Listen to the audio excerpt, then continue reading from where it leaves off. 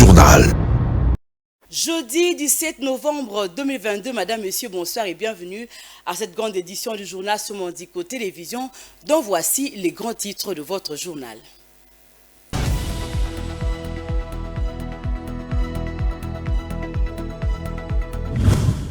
Le parti Nouvel Élan d'Adolphe Mouzito dans la rue ce jeudi matin pour marquer son soutien au FARDC.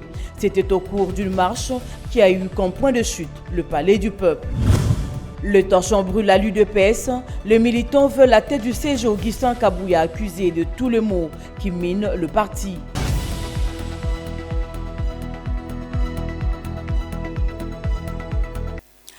Bonsoir. L'armée kenyane poursuit son déploiement dans l'est de la République démocratique du Congo. Un deuxième groupe de soldats est arrivé à Goma mercredi 16 novembre. Ils rejoignent la centaine d'hommes déjà sur place depuis samedi. Ils ont pour mission de préparer l'arrivée du gros de troupes dont la date de déploiement n'est pas précisée. Toutefois, le mandat de ce troupe est très clair, contribuer à la stabilisation en créant les conditions d'un processus politique et diplomatique afin de garantir que ce groupe accepte un désarmement volontaire. Seules les forces négatives qui ne désarmeront pas de leur plein gré seront désarmées par la force. Ils ont choisi la rue pour dire non à l'agression de la République démocratique du Congo par le Rwanda. Cadres et militants du parti politique Nouvel Élan d'Adolphe Mouzito étaient unis comme un seul homme ce jeudi 17 novembre à travers une marche de soutien au FARDC. Le message était clair, non aux négociations et aux relations diplomatiques entre la RDC et ses deux voisins, à savoir le Rwanda et l'Ouganda. Reportage Viningali Junior et Vite Mpanzu. Ils étaient venus des quatre coins de la ville de Kinshasa pour répondre à l'appel de l'initiateur du parti politique au Nouvel Élan, l'ancien Premier ministre Adolphe Mouzito, pour une marche de soutien au FARDC. Une action patriotique qui s'inscrit dans la liste de 10 recommandations rendues publiques le 30 octobre dernier par Adolphe Mouzito pour gagner la guerre contre le Rwanda. Accompagné du son de la fanfare, cadres et militants étaient tous réunis pour une seule cause, le retour d'une paix durable dans la partie est de la RDC qui vit depuis un certain temps sous les bruits des détonations des bombes. Parti des croisements des avenues Kianza et Université jusqu'au palais du peuple comme point de chute, l'objectif était de montrer à la face du monde que l'agression de la République démocratique du Congo par le Rwanda suscite une révolte dans le chef des Congolais qui se range derrière le Nouvel Élan afin de dire non à toute négociation et à la rupture des relations diplomatiques entre la République démocratique du Congo et ses deux voisins, à savoir le Rwanda et l'Ouganda. Bien, l'objectif, comme vous le savez, le 30 octobre dernier, l'initiateur de notre parti politique, le camarade Adolphe Mouzito, avait publié ses 10 recommandations pour gagner la guerre d'agression contre le Rwanda et l'Ouganda. Et au point 9 de ces recommandations, il avait demandé aux Congolais de se mobiliser pour marquer notre solidarité, premièrement aux populations de l'Est de la République démocratique du Congo, mais également montrer notre soutien aux FARDC qui sont au front depuis plusieurs décennies, parce que comme vous le savez, ces deux pays précités ont décidé de nous imposer une guerre injuste simplement parce qu'ils visent nos richesses dans la partie est de notre pays. Mais nous tenons à l'engagement de faire la guerre pour réussir ces massacres, cette agression dans la partie est. Signalant que cette marche de soutien au FARDC a eu lieu sur toute l'étendue du territoire national. Les présidents du parti SID Engagement citoyen pour la démocratie, Martin Fayoulou, a tenu un point de presse le mercredi 16 novembre 2022 à Faden House. Fayoulou a émis sa position et des observations sur la question de l'agression du 1-23 sous couvert du Rwanda de Paul Kagame, qu'il considère comme le premier ennemi du peuple congolais. Suivez ses propos. C'est égal à sa tradition de ne pas aller par 4 chemins que le président national de l'ECD, Martin Fayoulou, a tenu son premier point de presse depuis son retour de l'Occident pour donner ses avis autour de la crise qui oppose la RDC et le Rwanda et son mouvement, le M23. Fermement attaché à la souveraineté nationale du pays, Martin Fayoulou a désigné celui qui impose réellement la guerre au Congo. Il s'agit bel et bien de Paul Kagame.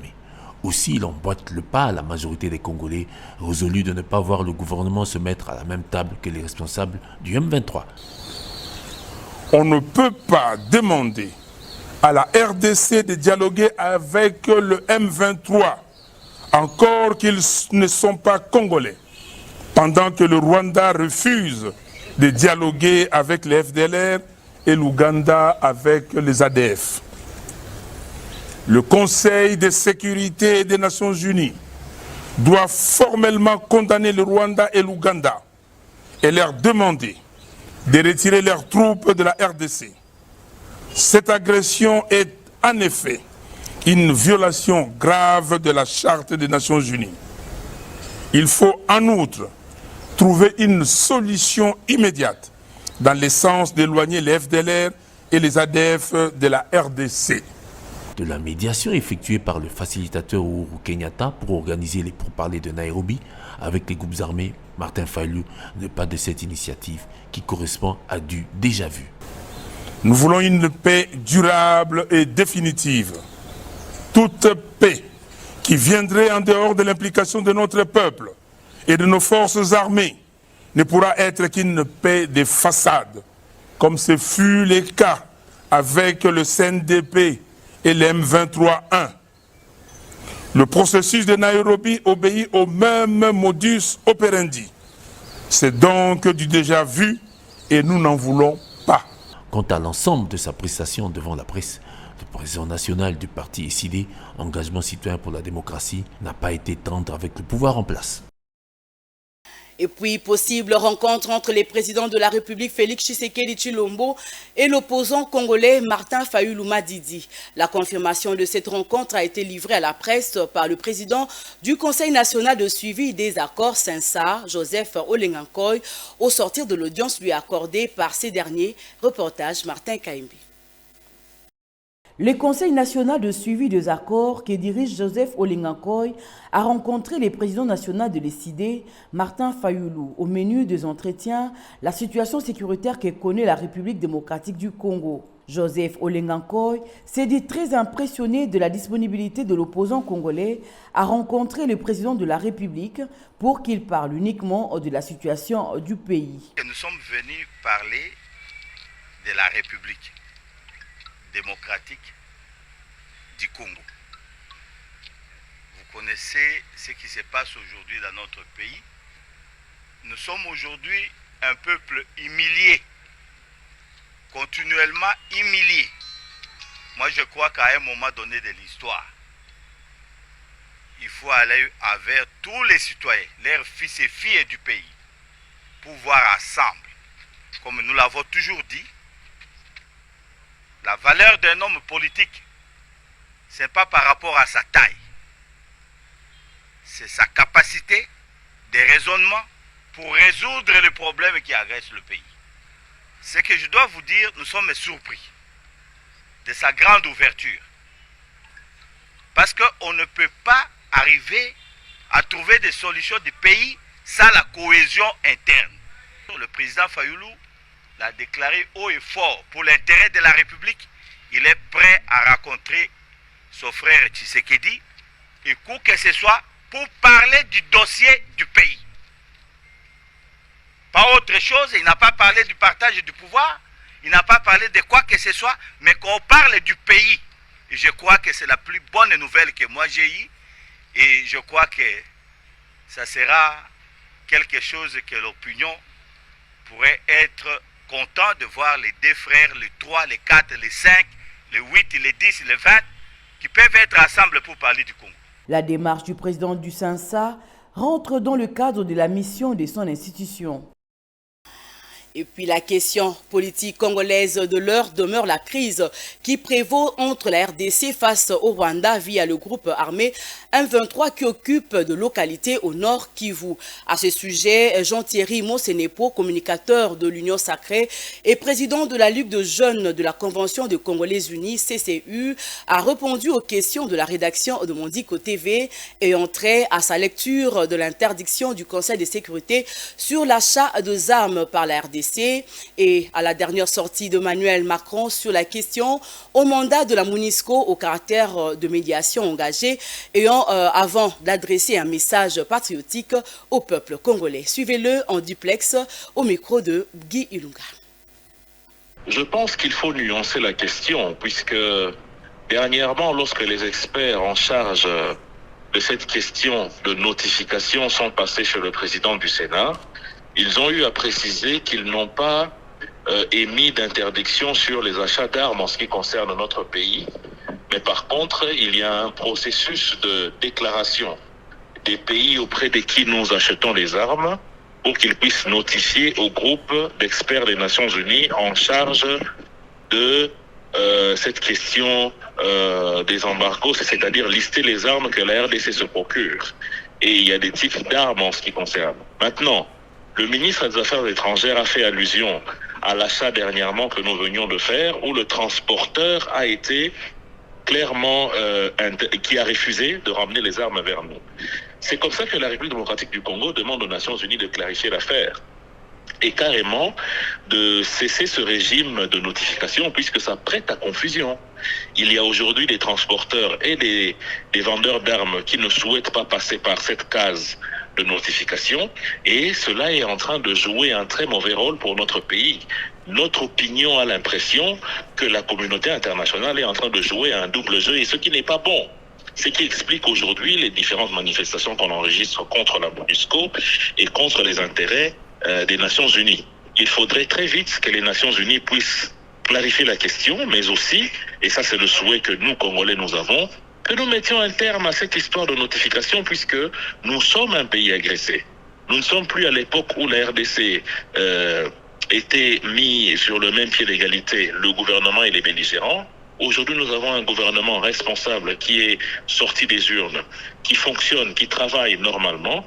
On ne peut pas accepter qu'on puisse nous taxer de toutes ces procédures inutiles, surtout que cela est en train de nous empêcher de gagner le terrain de la bataille militaire. Les Nations Unies nous ont toujours accompagnés dans les moments les plus sombres de l'histoire de notre pays. Donc nous ne pouvons pas seulement sur base de cet élément dire que les Nations Unies sont derrière une pensée ou une stratégie de soutien à la balkanisation de notre pays, pas du tout.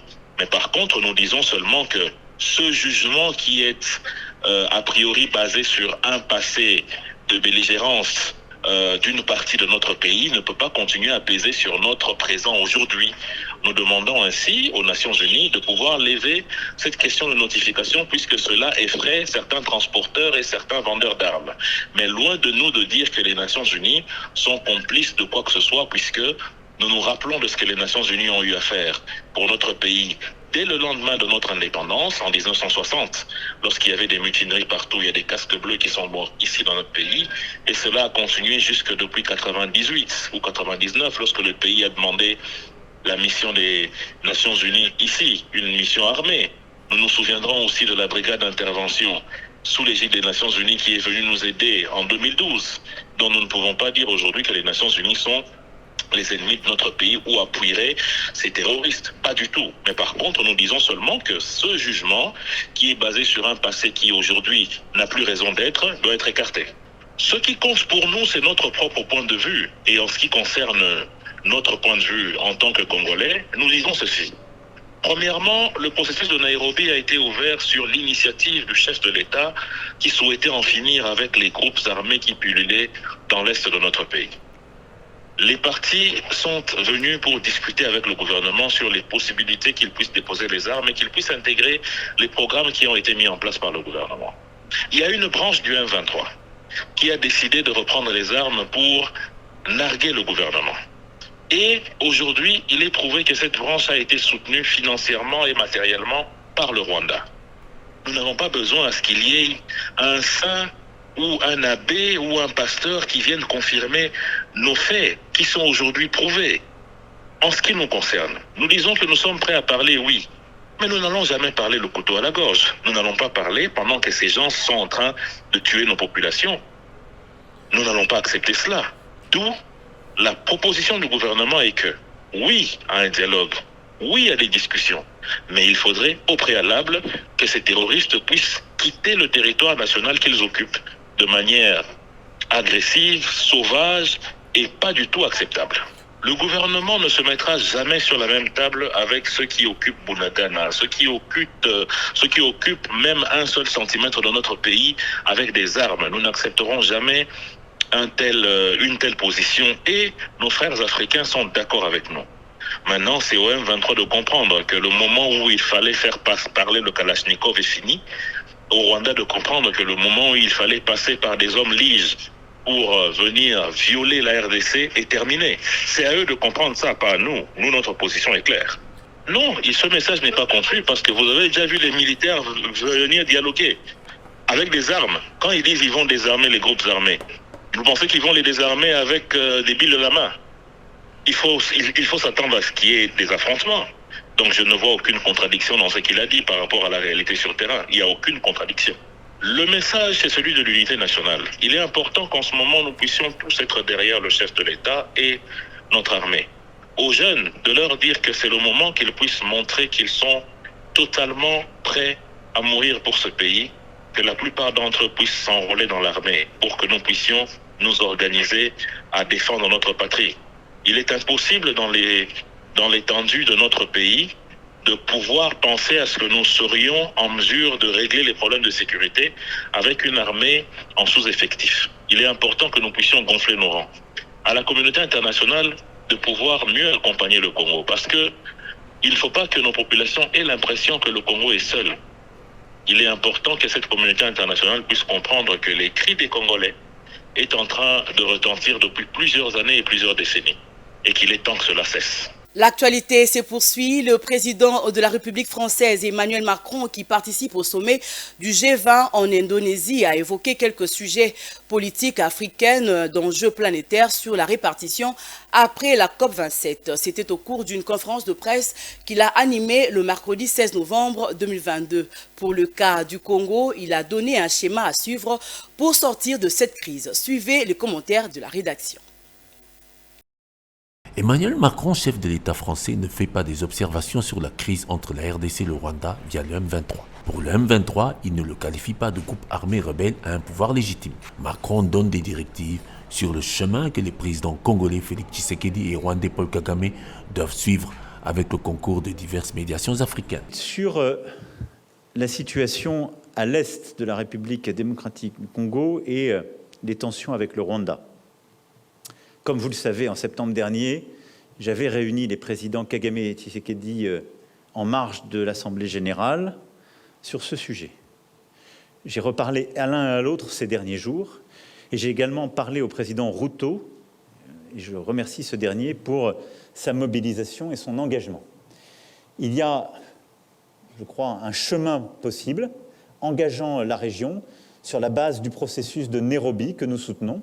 Et donc, ce que nous sommes en train de faire, c'est en lien étroit avec les Nations Unies et sous l'égide de ces derniers, de permettre le déploiement de forces régionales à grande composante à court terme kenyanes, mais plusieurs puissances de la région ont aussi marqué leur disponibilité pour pouvoir stabiliser plusieurs villes, en particulier Bunagana et quelques autres, et permettre ainsi un retrait des forces en présence, les M23, et surtout pouvoir réengager un processus politique qui doit être la priorité dans le traitement de ces tensions.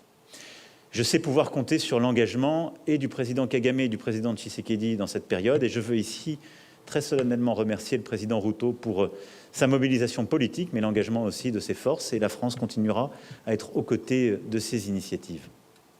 Aussi, le président français s'est apaisanti sur la méthodologie quant aux dispositions applicables sur les répartitions des moyens engagés dans la lutte contre le réchauffement climatique.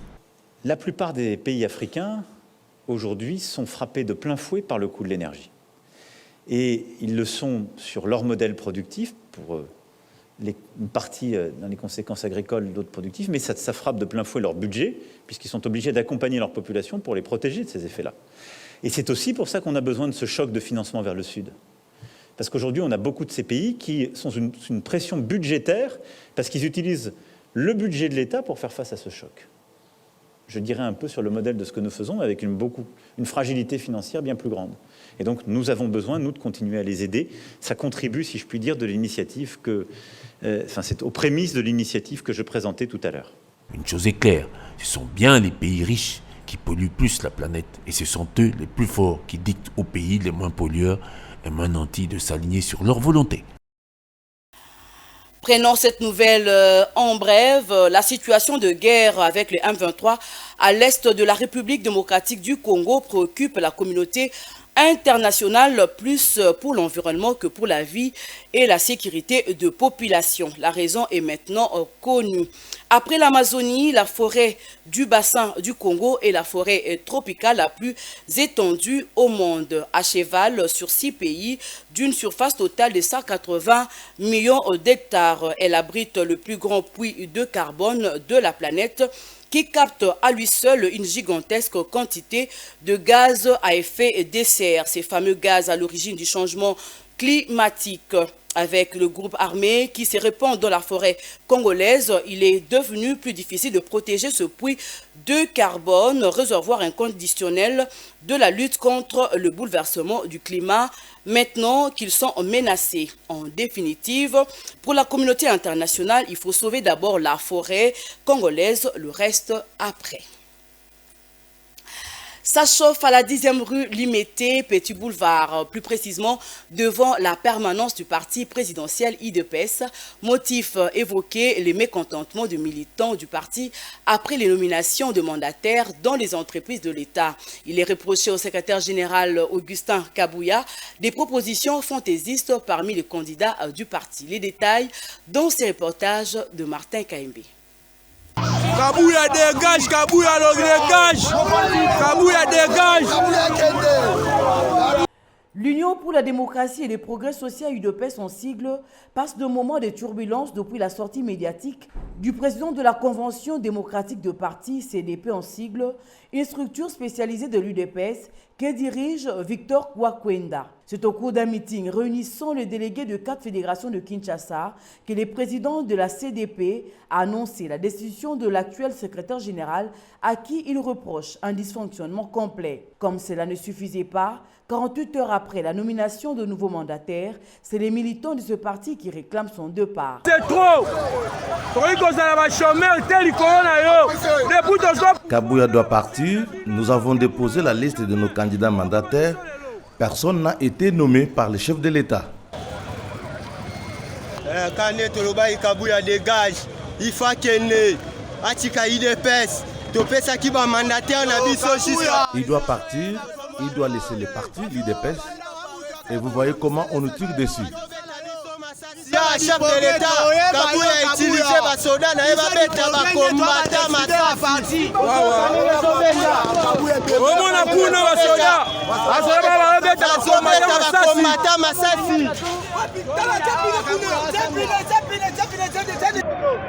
Tout ceci se passe pendant que le président de la République, Félix Tshisekedi, est plongé dans le dossier de guerre d'agression de la part du Rwanda avec la complicité avérée de la communauté internationale. Dans un autre chapitre, les agents et fonctionnaires de l'État affiliés à l'intersyndicat national de l'administration publique INAP en sigle ont manifesté leur désapprobation le mercredi 16 novembre 2022 contre la nomination à la Caisse nationale de sécurité sociale des agents publics, CNSAP, devant le siège de cette institution au bâtiment de la fonction publique. Images et commentaires.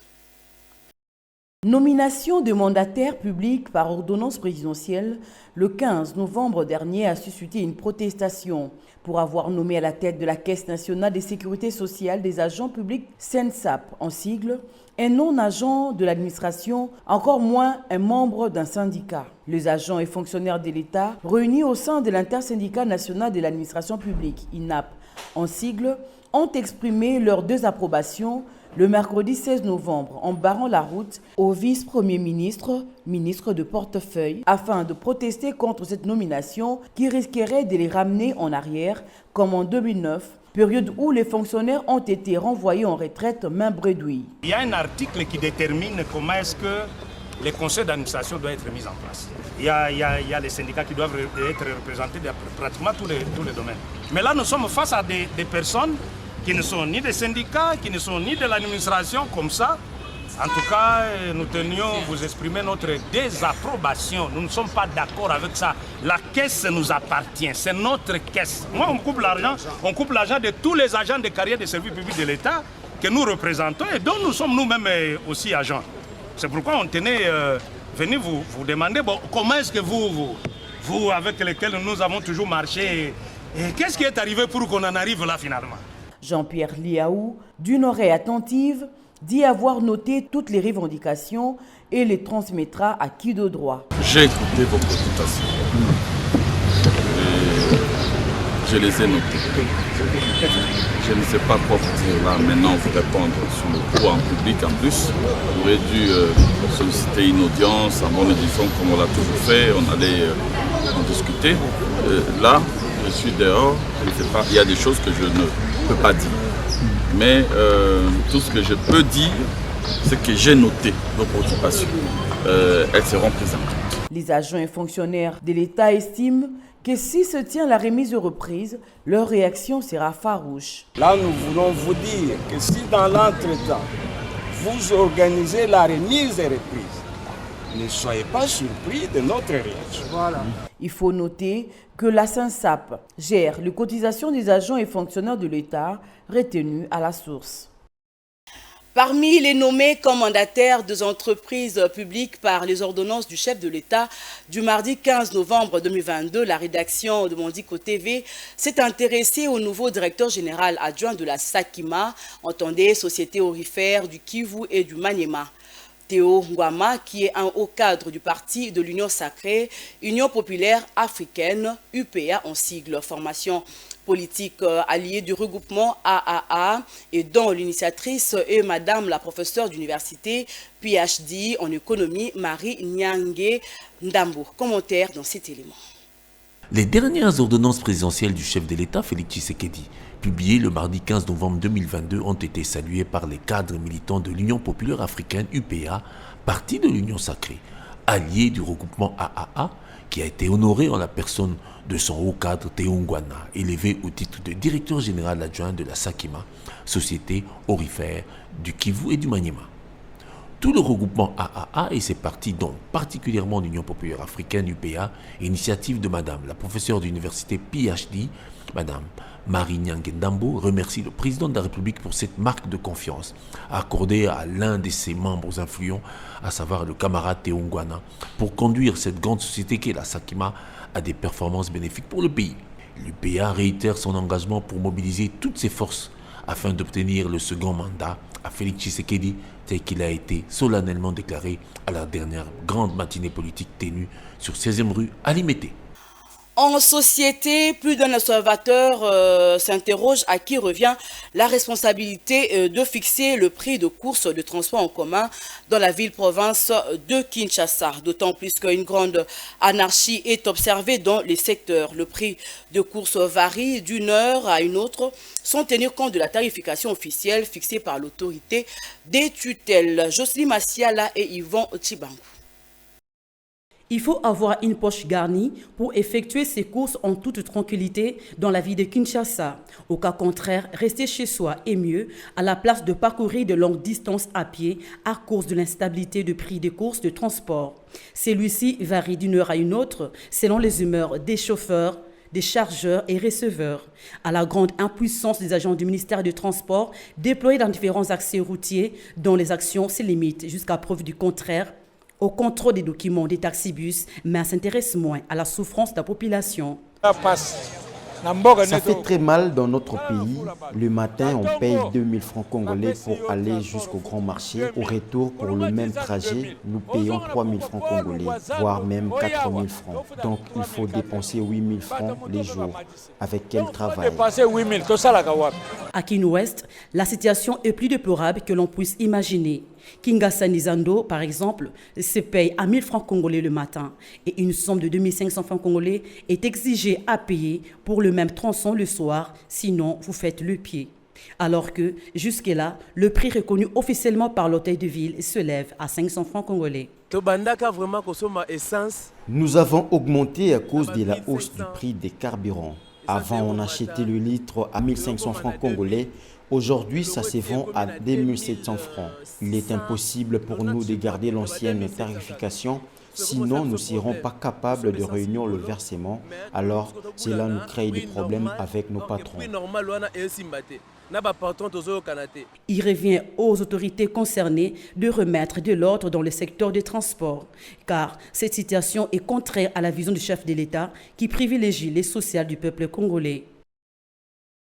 Et pour finir, après avoir passé un stage d'observation à la rédaction de Mondico TV, les étudiants en communication de l'Université pédagogique nationale UPN ont manifesté à l'égard de leurs aînés, les journalistes de la rédaction, plusieurs marques de gratitude, dont spécialement le partage de 3 gâteaux pour rendre hommage à l'encadrement responsable dont ils sont bénéficiaires, dont ils ont bénéficié comme stagiaires, voulais-je dire. Éléments et commentaires de Guy Ilunga.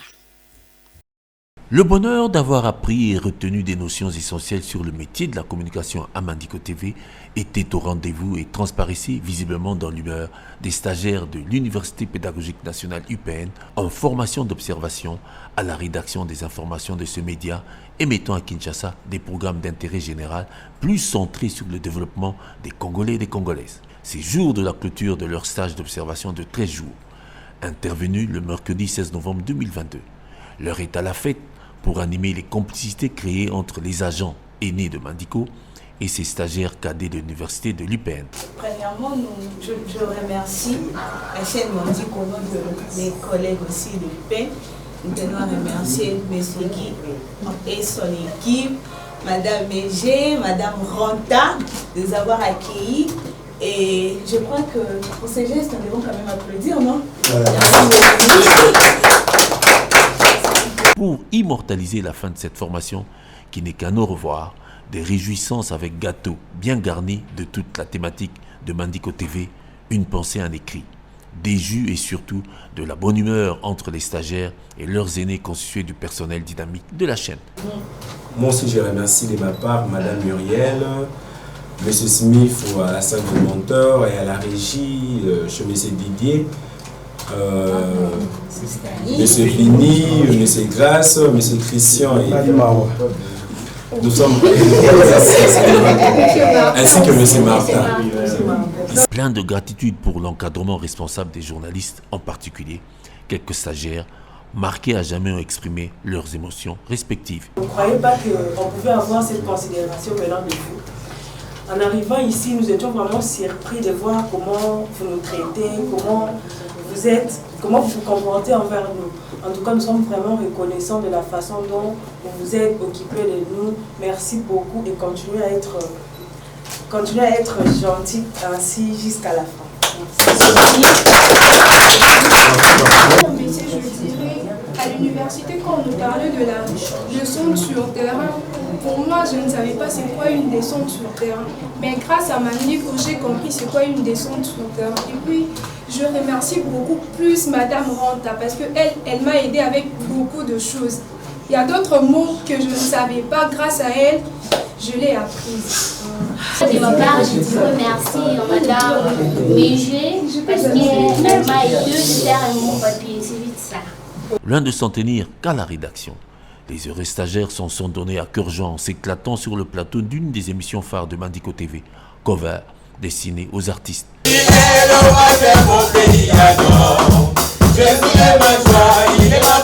Emballés par l'euphorie, ils se considèrent désormais comme de la famille Mondico, que la plupart restent déterminés d'y revenir.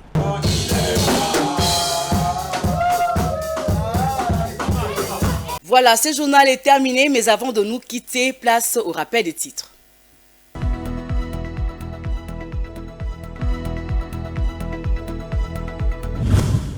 Le parti Nouvel Élan d'Adolphe Mouzito dans la rue ce jeudi matin pour marquer son soutien au FARDC. C'était au cours d'une marche qui a eu comme point de chute le palais du peuple. Le torchon brûle à l'UDPS. Les militants veulent la tête du CG Augustin Kabouya, accusé de tous les maux qui minent le parti.